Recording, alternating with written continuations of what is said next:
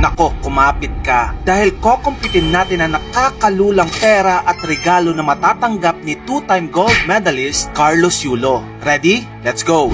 Una, 10 million pesos mula sa gobyerno, pero dahil dalawa ang gold medals ni Carlos Yulo, 20 million pesos na ito. Nagbigay naman ang Mega World Corporation ng luxury condominium unit worth 32 million pesos. Magbibigay din sila ng special cash bonus worth 3 million pesos. Andyan din ang 24 million pesos na house and lot sa Tagaytay mula sa Philippine Olympics Committee. Magbibigay din ang House of Representatives ng 6 million pesos. Kasama na din dyan ng 10 million pesos worth brand ambassadorship ng isang beauty clinic. Binigyan din ng Don Macchiato si Carlos ng 5 million worth of franchise. Hindi din nagpahuli ang Don Lemon sa kanilang 2 million pesos worth of franchise. So far, ito na yung total natin. 102 million pesos. Grabe no? Pero nagsisimula pa lang tayo.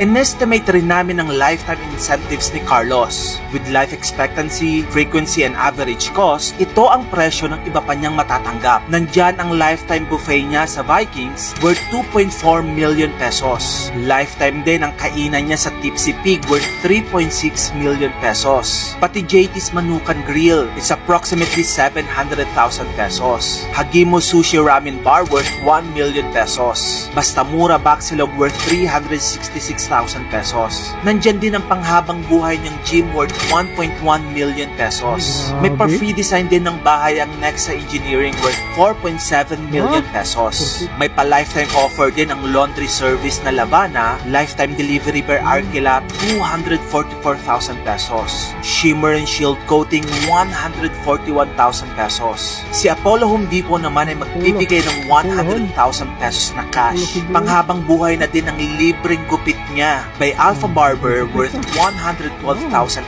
pesos. Teka, hinga muna tayo. Ito na ang total so far. 160 million pesos.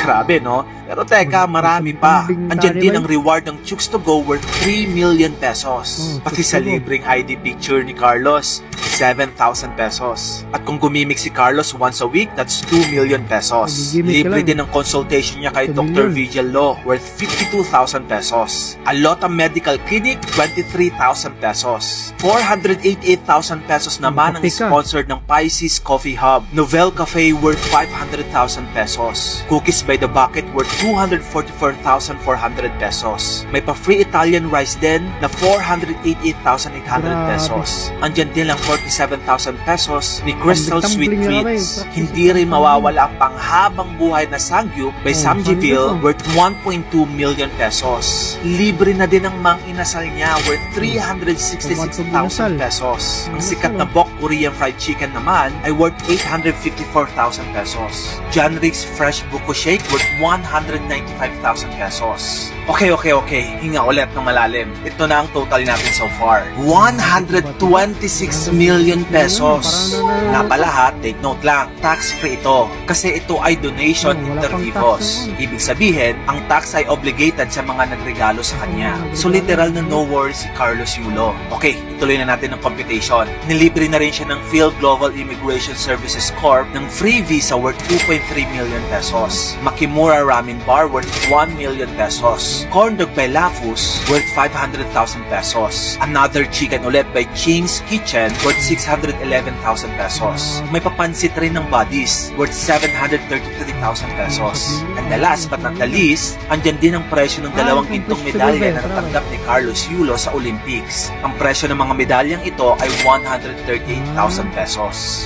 Ang tanong, magkano ang total computation ng mga regalo at pera na tanggap ni Carlos Yulo? Hingang malalim, 132,702,000 pesos. Grabe no? Daig mo pang nanalo sa loto. At take note, hindi pa kompleto lahat yan. As time of this posting, patuloy pang dumadagsa ang mga regalo at perang natatanggap ni Carlos Yulo. Sa gitna ng lahat ng ito, we say deserve. Paano ba naman kasi? Gumawa ng kasaysayan si Carlos Yulo, the first ever Filipino to snatch 2 gold medals at the Olympics. Mabuhay ka, Carlos Yulo. Mabuhay ka.